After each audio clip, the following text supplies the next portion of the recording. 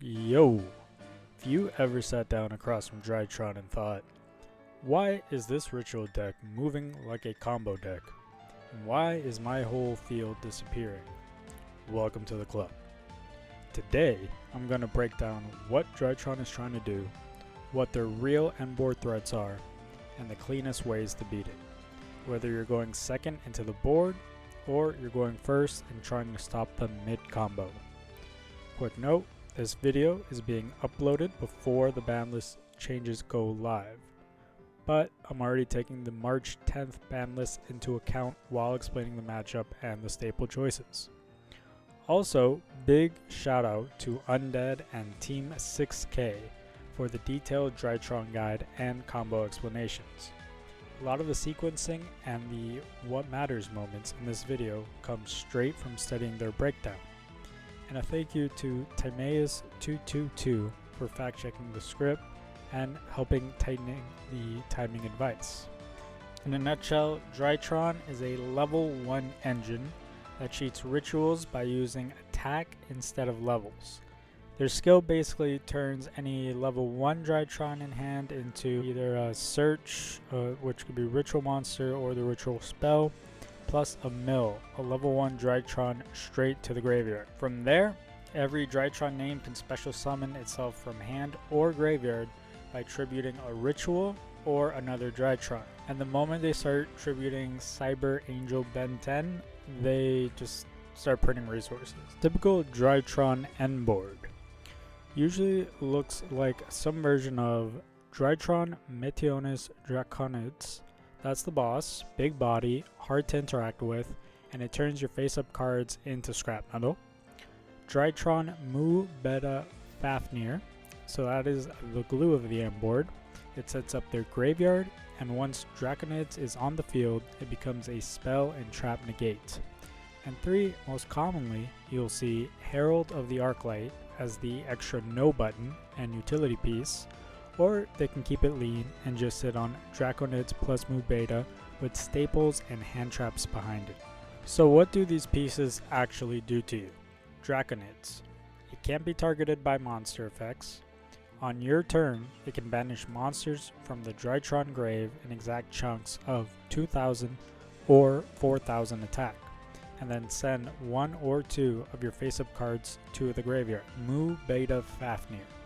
If they control a machine ritual monster, usually Draconids, Mu Beta can detach to negate a spell or trap activation and destroy it. Herald of the Arclight. It's usually a one-time negate, but it also messes with graveyard value, and it helps keep them access to ritual resources. Let's talk about the actual mindset to beat it. A lot of people try to stop Drytron from ever getting 2 names on the field for Mu Beta, but realistically, assume they get there. The deck is built to reach Mu Beta, so the 3 moments that matter most. Choke point 1 is the ritual spell activation Meteonis Drytron. This is the big one because once Meteonis resolves, they're converting bodies into a ritual boss and turning on follow-up. If you really know the matchup, your best Veiler window is usually not Veiler Mu Beta on summon. It's chain Veiler to the activation of Meteonis Drytron and target Mu Beta. Why? Because now Mu Beta can't use its detach as ritual monster material utility properly. If they still want Draconids, they often have to tribute the entire Mu Beta plus another card from their hand or field to reach the attack requirement. Choke point 2, their graveyard recovery. Drytron doesn't just build one board, it builds 2 boards. One now, one next turn.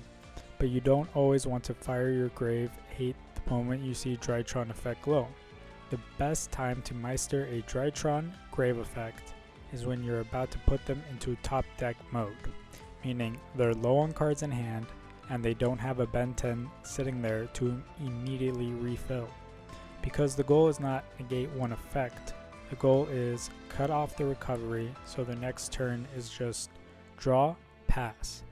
So if they still have a loaded hand and Ben 10 access, Meister early might just trade 1 for 1 and they keep playing. But if they're down to basically nothing, Meister becomes a kill shot. Choke point 3, after they come into the board. Once Draconids plus Mu Beta are up, the duel becomes about sequencing.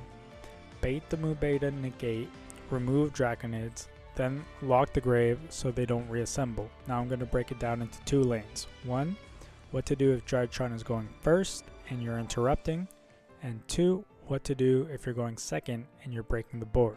If Drytron is going first, your job is simple.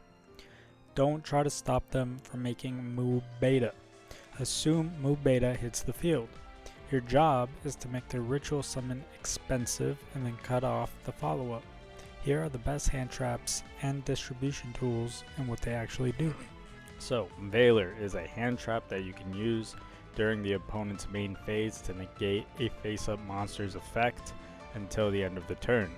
Against Drytron, your best Veiler timing is usually chain Veiler to Meteonis Drytron, target Mu Beta Fafnir, and if Mu Beta is negated there, they often have to use more material than they wanted to, meaning smaller endboard, weaker follow-up, less room for staples. Skull Meister negates an effect that activates in the graveyard by sending itself from hand to grave. This card is a monster versus Drytron because Drytron basically lives in the grave. Don't fire it just because you can, fire it when it puts them into top deck mode. So the best Meister moments are when they're low on cards in hand and they're trying to use a grave effect to recover or extend, because then Meister doesn't just stop one effect, it stops the whole next turn. We have Flying C, who special summons itself to your opponent's field when they summon, and while they control Flying C, they can't XYC summon. Next we have Retaliating C. Retaliating C triggers when your opponent activates a spell that special summons a monster. It special summons itself, and while it's face up, any card that would go to the grave gets banished instead. If Retaliating C sticks even for 1 turn, Drytron can lose the ability to set up follow-up. Finally, we have Nibiru. Nibiru checks if your opponent has summoned 5 or more times in the main phase, and if they did, it tributes basically the whole field. If they summon 5 times, Nibiru will still wipe Draconids too. Sometimes they end on 4 summons and pass, sometimes you're holding Nibiru but never reach the threshold, and sometimes the correct play is just using other tools to stop the ritual line earlier. So the rule is if they hit 5 summons, drop it immediately. Alright, that's how you interrupt them when they go first. Going second versus Drytron is all about sequence. Step 1, identify what's actually stopping you. Most of the time, that's Draconids. Step 2, don't throw out your best spell or trap into Mu Beta for free. Either bait the negate, flip Mu Beta face down, or remove Draconids first so Mu Beta can't negate anymore. Step 3, remove Draconids. If Draconids is gone, the board usually collapses into something manageable. Step 4, win the follow-up. You want to put them into top deck mode and stop recovery. Tools that break the board, I'm going to give you staples and free-to-play options. Kaijus tribute 1 monster your opponent controls. That means no targeting, no destroying, no stress. It just leaves. You can get Kaijus like Gadarla from regular UR tickets. Lava Golem tributes 2 monsters, but you give up your normal summon that turn, so make sure your deck can play around that. Most of the time, Kaiju the Draconids first, because if Draconids is off the field, Mu Beta often loses its spell and trap negate. Droplet is one of the best board breakers in the game because it's non-targeting and it shuts off monsters immediately. Eclipse is the tempo nuke. Flip Draconids and Mu Beta face down, and suddenly Draconids can't send your face-up cards. They draw cards later, so you either push for lethal or set up your own lock so the extra cards don't matter. Next we have Cosmic Cyclone. Cosmic isn't just for random back row. Against Drytron, banish Meteonis Drytron. A lot of Drytron lists only run 1 copy of that ritual spell, so if you banish it, you can cripple their ability to ritual again and kill their follow-up. Even if you can't hit Meteonis, Cosmic is still great for removing whatever protection they set. Econ is a budget blowout, but timing matters. Once you bait the negate or remove Draconids, Econ can steal a key body and turn the Duel into an OTK. And then we have some free-to-play floodgates. These are very situational, but there are options. Mask of Restrict. It stops tributing, and Drytron needs tributes constantly. Light Imprisoning Mirror can negate light monsters' effects, and Drytron is mostly light. These aren't always universal cards, but into Drytron specifically, they can win duels on their own. So that's the going second plan. Don't fire into Mu Beta, remove Draconids, stop the follow-up by banishing Meteonis or cutting off their grave recovery. Now let's talk about the fun part. How the current meta decks interact with Drytron, and where certain decks have a built-in answer. We're going to start with Tachyon. So Tachyon's strength into Drytron is simple. It can create turns where Drytron's board doesn't get to function.